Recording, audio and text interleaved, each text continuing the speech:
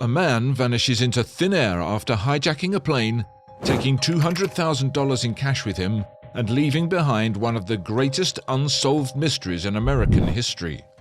Who was D.B. Cooper, and how did he pull off the impossible? In the annals of American crime, few cases have captivated the public imagination like that of D.B. Cooper. On November 24, 1971, an ordinary Northwest Orient Airlines flight from Portland to Seattle became the stage for one of the most audacious crimes in U.S. history. A man, identifying himself as Dan Cooper, handed a note to a flight attendant, calmly informing her that he had a bomb in his briefcase. What followed was a meticulously planned hijacking that would end with Cooper jumping out of the plane somewhere over the rugged wilderness of the Pacific Northwest and vanishing without a trace. Despite an exhaustive manhunt and decades of investigation, Cooper's true identity and fate remain unknown. But what makes this case so compelling, and why has it eluded resolution for over 50 years? On the afternoon of November the 24th, 1971, a man in his mid-40s, standing about 6 feet tall, with a medium build and dressed in a black suit, white shirt, black tie and loafers, walked into Portland International Airport. He bought a one-way ticket under the name Dan Cooper for $20 and boarded Northwest Orient Airlines Flight 305 bound for Seattle. The flight, a short 30-minute hop, had 36 passengers and 6 crew members on board. Cooper sat in the last row of the Boeing 727, choosing seat 18C, where he quietly observed the cabin. Shortly after takeoff, Cooper handed a note to Florence Schaffner, the flight attendant, who initially ignored it, assuming it was just another passenger flirting.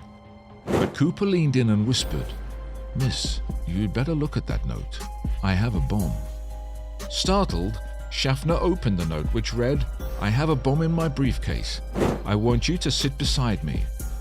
When she complied, Cooper discreetly opened his briefcase to reveal a tangle of red wires and sticks of dynamite. He then calmly dictated his demands. $200,000 in unmarked $20 bills, 4 parachutes, 2 primary and 2 reserve, and a fuel truck standing by at Seattle-Tacoma Airport to refuel the plane on arrival. Schaffner relayed the message to the cockpit, and the pilot, William Scott, immediately contacted air traffic control. The FBI was alerted, and preparations began in Seattle to meet Cooper's demands. The plane circled Puget Sound for about 2 hours to give authorities time to gather the money and parachutes. During this time, the passengers were unaware of the hijacking, believing they were simply facing a delay. Cooper remained calm and polite, ordering another bourbon and even paying his tab, insisting that the crew members take care of themselves during this stressful ordeal. Once the plane landed in Seattle, the $200,000 ransom gathered from several Seattle area banks and the parachutes were delivered to the plane. Cooper allowed the 36 passengers and 2 flight attendants to disembark, keeping the pilots and 1 flight attendant, Tina Mucklow, on board. He instructed the pilots to chart a course for Mexico City, specifying that the plane should fly at a maximum altitude of 10,000 feet at the slowest possible speed, with the landing gear down and the cabin unpressurized. This would allow him to make a safe jump at low altitude. At 7:40 p.m., about 30 minutes after takeoff, Cooper directed Mucklow to join the crew in the cockpit and close the door. The last sight of Cooper was when Mucklow peeked through the cockpit door to see him strapping on a parachute and tying the money bag around his waist. At 8:13 p.m., the plane's crew noticed a sudden upward movement of the tail section, likely caused by the air stair being lowered. When they landed in Reno, Nevada, Cooper was gone.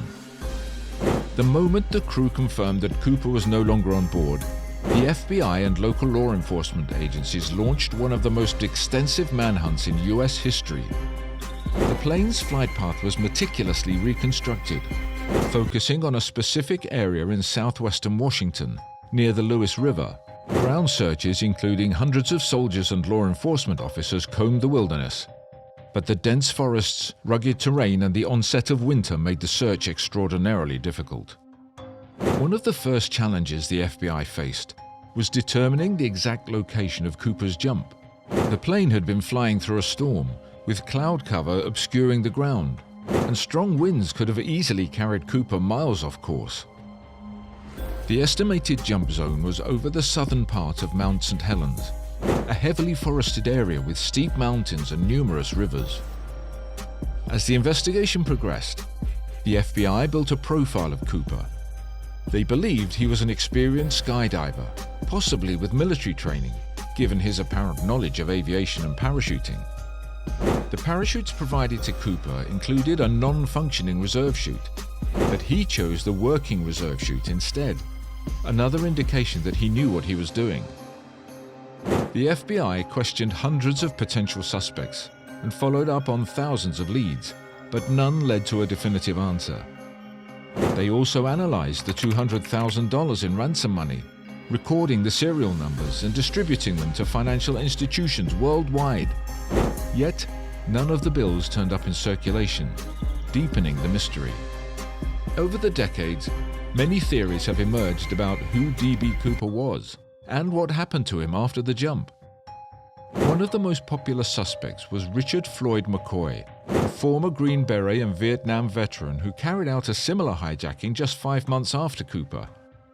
McCoy demanded $500,000 and jumped from a plane over Utah, but he was quickly apprehended and later died in a shootout with police. Despite the similarities, the FBI ultimately ruled McCoy out as Cooper, citing differences in appearance and MO. Another suspect, Dwayne Webber, claimed on his deathbed in 1995 to be D.B. Cooper. His wife later recalled several strange incidents, such as Webber mentioning a knee injury he said was from jumping out of a plane, and finding a Northwest Airlines ticket in his belongings. However, the FBI dismissed Webber as a suspect due to a lack of solid evidence. The discovery of $5,800 in decaying $20 bills along the banks of the Columbia River in 1980 added another layer to the mystery. The money was identified as part of the ransom, but how it ended up in the river remains unknown. The location of the find, over 20 miles from the estimated drop zone, suggested that Cooper may have lost the money, or that it drifted downstream over time. The condition of the bills, which were found buried in sand, indicated they had been there for some time, but experts couldn't agree on how long. The find fueled further speculation, with some suggesting Cooper might have buried the money intentionally, planning to retrieve it later, but never returning. Another compelling theory revolves around the idea that Cooper didn't survive the jump. The conditions that night were brutal. Temperatures were below freezing, and the wind chill at 10,000 feet would have been lethal without proper gear. Cooper was dressed in a business suit and loafers, not exactly attire suitable for a high-altitude jump. Additionally, the parachute he selected was a manually operated model, which required precise timing and experience to deploy correctly. If Cooper missed his timing or was disoriented after the jump, he could easily have lost consciousness or failed to deploy his parachute in time, leading to a fatal landing in the wilderness. Yet, the fact that no body or parachute was ever found suggests that Cooper may have survived. Some believe he could have been a skilled outdoorsman who managed to land safely and navigate the treacherous terrain. Others theorize that he had an accomplice waiting for him on the ground, or that he had meticulously planned his escape, choosing a jump point near a pre-arranged getaway vehicle. Despite, or perhaps because of the enduring mystery, D.B. Cooper has become a cultural phenomenon. His audacious heist and subsequent disappearance have inspired countless books, movies, and television shows. He's been portrayed as everything from a cunning anti-hero to a folk legend, a man who outsmarted the system and vanished without a trace. One of the most enduring aspects of the Cooper case is its place in American pop culture. He's been referenced in songs, written into novels, and depicted in films and TV series like Prison Break and Loki. The character's mythos has only grown over time, with Cooper becoming a symbol of rebellion and mystery. The fact that the FBI officially closed the case in 2016 declaring it one of the longest and most exhaustive investigations in the Bureau's history, has done little to dampen public interest. Every year, enthusiasts and amateur sleuths gather at the annual CooperCon in Portland, Oregon, to discuss new theories and re-examine old evidence. Websites and forums dedicated to solving the mystery remain active, with armchair detectives poring over the minutiae of the case, hoping to uncover something the FBI missed. Even after all these years, D.B. Cooper remains a figure of intrigue and speculation. Whether he died that night in 1971 or managed to escape and live out his life in anonymity, the legend of D.B. Cooper endures. He represents a story where the outlaw outsmarts the law and where the ultimate answer remains tantalizingly out of reach. Over half a century later, D.B. Cooper remains a figure of fascination and mystery. Despite countless investigations and numerous suspects, the truth about his identity and fate continues to elude us. The legend of D.B. Cooper endures not just because of what he did, but because of the mystery that still surrounds him.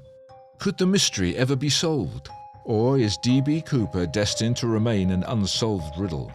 If you enjoyed this exploration into one of America's greatest mysteries, please like this video and subscribe to our channel for more deep dives into history's most compelling stories.